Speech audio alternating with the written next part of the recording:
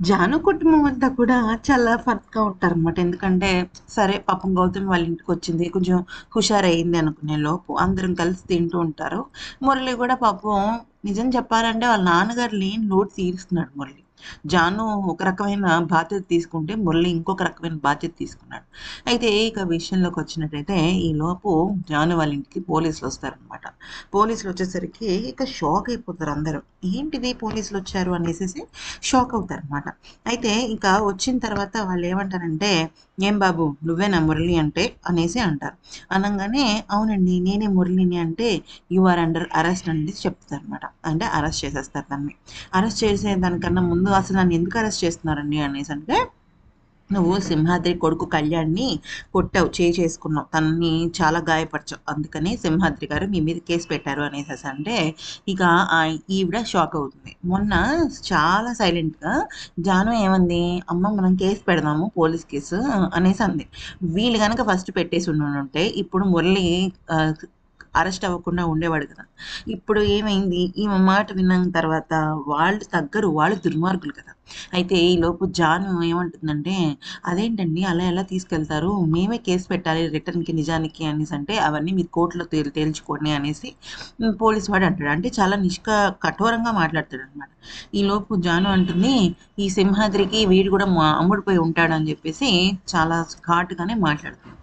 అంతా అయిపోయిన తర్వాత ఏమవుతుందంటే, ఇక అక్కడ గౌతమి ఏదో చెప్పబోతుంటుంది. అంటే నన్ను పాడు చేయబోయాడు అని చెప్పబోతుంటే, మురళి ఆపుతాడనమాట. మురళి ఒక తండ్రి స్థానాన్నే తీసుకున్నాడు. పేరుకే బావ గాని, నిజం చెప్పాలంటే కన్న తండ్రి స్థానమే తీసుకున్నాడు. ఎందుకంటే అంతలాగా ఆలోచిస్తున్నాడు. ఇక ఆ తర్వాత పోలీసులు ఎంత పాపం ఆడవాళ్ళు వేడుకున్నా కూడా మురళిని తీసుకెళ్ళకుండా వ్యాన్ ఎక్కిచ్చేస్తారు. ఈలోపు జానును నందు ఇద్దరు కూడా స్కూటీ మీద బయలుదేరుతారనమాట. ఈలోపు ఈ ఉంది కదా! ఈ సింహాద్రి కూతురు నిత్య బొమ్మలు గీసేస్తా ఉంటది. ఏ బొమ్మలు గీస్తుందిరా అని చూసేసరికి ఇక జానుని చాలా ఒక రాక్షసిలాగా గీసేస్తుందనమాట. ఎందుకు? ఎందుకిలా చేసింది అనేసంటే దీని వెనకాల ఒక కారణం ఉంది. ఏంటంటే జాను అలాగే సూర్య ప్రపోజల్ వీడియో ఉంది కదా! అది చూస్తదనమాట. ఈలోపు ఈవిడ భువన వాళ్ళ మేనకోడలికి ఫోన్ చేస్తది. ఫోన్ చేస్తే అంటుంది, "నాకు ఆ జానుని చంపేయాలన్నంత కోపంగా ఉంది. నేనిప్పుడే చూస్తున్నాను బావదీను, ఆమెది ప్రపోజల్ వీడియో" అనేసేసి అంటే అంటుంది, "నీకెలా దొరికిందమ్మా?" అంటే, "కళ్యాణ్ పంపించాడు" అని చెప్పి అంటుంది.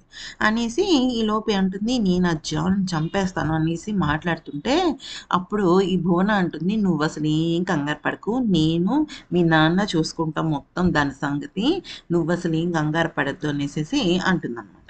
అనేసరికి ఇంకా సరే ఏమవుతుంది ఏమంటుంది, "ఏమో అత్తయ్య నాకైతే చాలా అంటే చాలా కోపంగా ఉంది ఆమె మీద.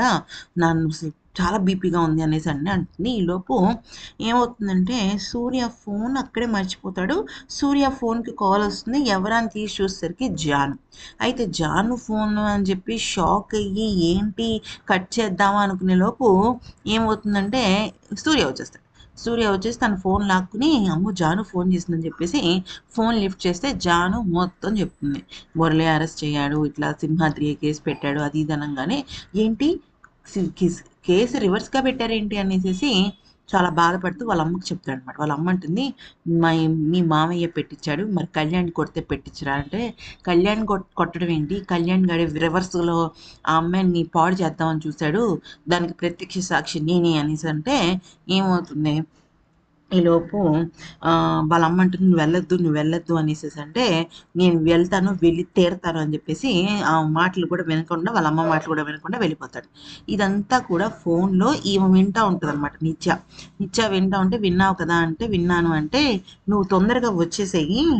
నీకును నా కొడుక్కి పెళ్లి నేను అనౌన్స్ చేస్తానని" చెప్పేసి చెప్తుంది. ఈలోపు ఈ అబ్బాయిని అంటే మురళిని చాలా చితకబాదుతుంటారు. ఎంత చితకబాదుతారంటే కుళ్ళబొడి చేస్తారనమాట.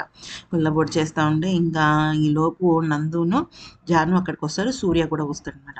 నందు అక్కడ చూసి అంటుంది, "ఏంటి బావ ఈ దెబ్బలేంటి బావ" అని చెప్పేసి అంటే పాపం ఒళ్ళంతా గుల్లయిపోద్దనమాట. వీళ్ళింటి నుంచి వచ్చేలోపు మొత్తం తనని కుమ్మేస్తారు. అయితే ఏమవుతుంది ఇంకా, "ఏంటండి మా బావని ఎందుకలా కొట్టారు" అనేసేసి అంటే మీ ఎవరమ్మా నువ్వు నన్ను అడగడానికని పోలీసు వాడంటే, నేను ఆయన భార్యని అని చెప్పేసి చెప్పేసి గట్టిగా అరుస్తుందనమాట. అరిచేసరికి చాలా హ్యాపీ ఫీల్ అయిపోతాడు మురళి. ఎందుకంటే అప్పటి వరకు తాళి కట్టాను కానీ నువ్వు నాకేమీ కావు, నువ్వెవరు నేనెవరు అనేసేసి అంటాడు కదా. కానీ చాలా హ్యాపీ ఫీల్ అయిపోతాడనమాట. అంటుంది, నా బావ జోలికి వస్తే ఎవరు లేరు అనుకోవద్దు, ఈ నందు ఉంటుంది. ఈ నందు అంటే అప్పుడు అంటాడు, సార్ అవునా భార్య అని ఇందాక అంది కదా, మళ్ళీ ఇంకోసారి ఆ మాట అనిపించండి సార్ అనేసి అంటే మొగడు ఈ పోలీస్ అతను అంటాడు, నువ్వే ఆయన భార్యని ఏంటమ్మా గ్యారెంటీ అంటే, నా మెడలో కట్టిన తాళి ఈయన కట్టింది, ఆయనే నా భార్య, ఆయన నా భర్త, నేను ఆయన భార్యని, ఆయన జోలికి వస్తే అకారణంగా నేను ఊరుకునేది లేదు అనేసి అంటుందన్నమాట. అనగానే ఇంకా జాను కూడా షాక్ అయిపోతుంది. అప్పటి వరకు బావ అనేది కాస్త ఒక్కసారిగా నా భర్త, నేను ఆయన భార్యని అనేసరికి ఇంకా ఎంతలాగా పోరాడుతుందంటే పోలీసులతో, అంతలాగా పోరాడుతుంది. ఇక చాలా హ్యాపీ ఫీల్ అయిపోతాడనమాట మురళి. ఎంత హ్యాపీ ఫీల్ అవుతాడంటే అంత హ్యాపీ ఫీల్ అవుతాడు.